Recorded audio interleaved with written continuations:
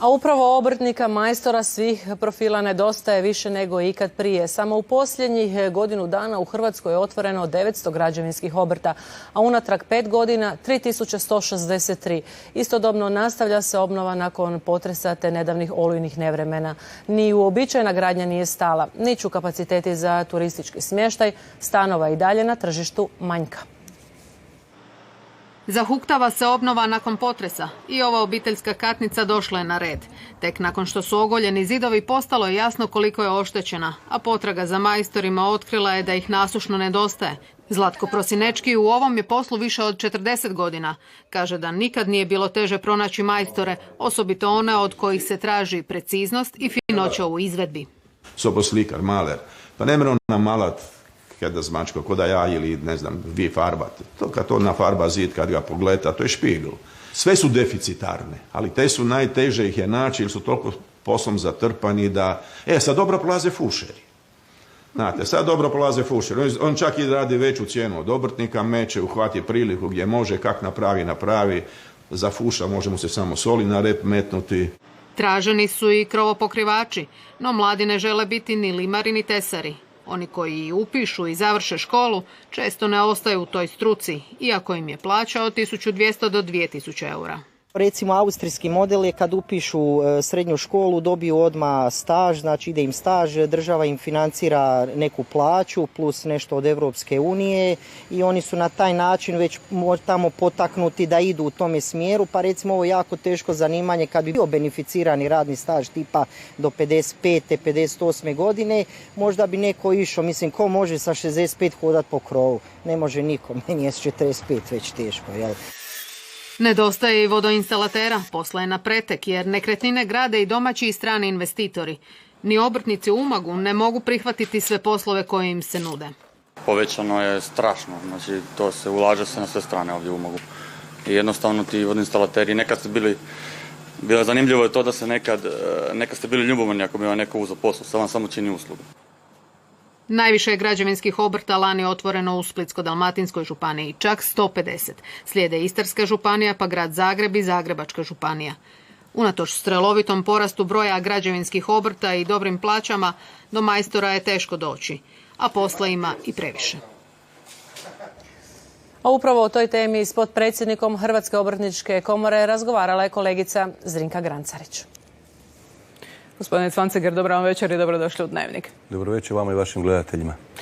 Posla puno, cijene visoke pa i onoga najmanjega zahvata, a pronaći majstora postalo je pravo istinsko umijeće. Zašto je to tako?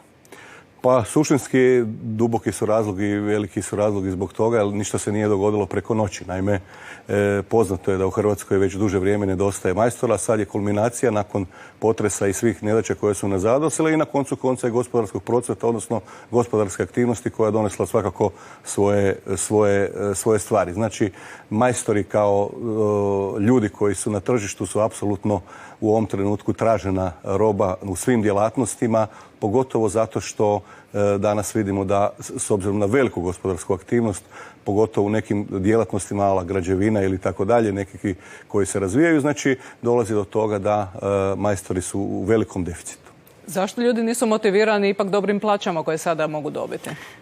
Pa ništa se nije dogodilo preko noći, znači ne možete postati majstor preko noći, tako isto ni ne možete ne biti majstor preko noći. Znači svi oni koji su majstori i koji rade svoj posao na takav način su apsolutno zaposleni i apsolutno imaju posao. Znači to je razlog ovoga što ste me vi sada u ovom trenutku pitali. Znači mi u ovom trenutku ne možemo stvoriti majstora za mjesec dana, to je dugoročni proces od 3 do 4 godine, znači i Hrvatska obrtnička komora kao takva provodi apsolutno sva svoja znanja i umjeća da dođemo do majstora na takav način da on nakon svog školovanja i nakon što dobije diplomu bude na tržištu atraktivan i na koncu da ima posla. Posao je u ovom trenutku zagarantiran, kao što ste vi rekli, znači deficitarna su sva zanimanja, pogotovo ona koja se rade vještinom obrtničkih ruku. Koliko ljudi danas uopće pristupa majstorskim ispitima?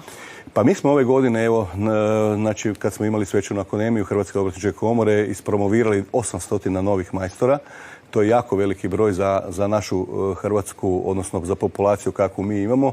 No, međutim, trend se sigurno mijenja i unazad 2 do 3 godine imamo jako pozitivne pokazatelje što se tiče toga. Znači, ima nada za budućnost, želite reći? Apsolutno, 800 majstora novih apsolutno govori u tom smjeru. Mi kao Hrvatska obrtnička komora provodimo velike i značajne aktivnosti u suradnju sa nadležnim ministarstvom da promijenimo tu jednu sliku, pogotovo negativnih tih trendova koji se odnose na upise u srednjoškolska zanimanja, pogotovo ona koja se tiču strukovnih obrazovanja. Međutim, vidjeli smo u prilogu koji je išao sada neposredno prije nas da ipak dolazi do situacije da oni koji završe strukovnu školu nerijetko i ne ostaju u struci. Što se tu dogodi? Pa tu imamo jedan disbalans u tom trenutku što ljudi, inače kao mladi ljudi, nisu spremni pa praktički zagaziti u normalan, realan sektor, da tako kažem, samostalnog života i ta jedna sfera stepenice uvijek nedostaje. No, međutim, ja opet kažem, znači, danas su vremena takva da evo, u nedostatku kvalificirane radne snage, odnosno majstora na tržištu, mi imamo tu priliku za sve ljude koji završavaju škole i postaju majstori da odmah uskoče u taj brod i da postanu zapravo sami svoji kreatori i gospodarskih djelatnosti i zarada i tako dalje. Ono što se isto ljudima često događa, s čim se zaista često susreću, a to je da im majstor ne izdaje račun. Primjerice, to je sada bilo vrlo problematično kada su bile posljedice nevremena, ljudima su trebali računi radi osiguranja.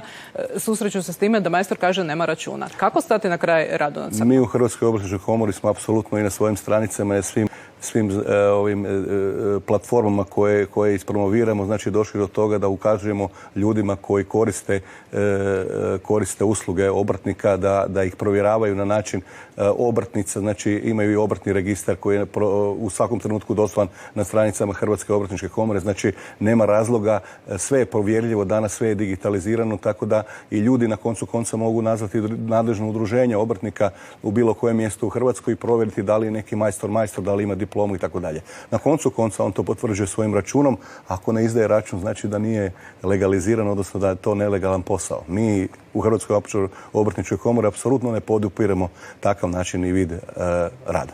Jer to je rad na crno. Pozdravljamo novih 800 majstora koje ste promovirali. Hvala vam što ste bili gost. Hvala i vama što ste me zvali.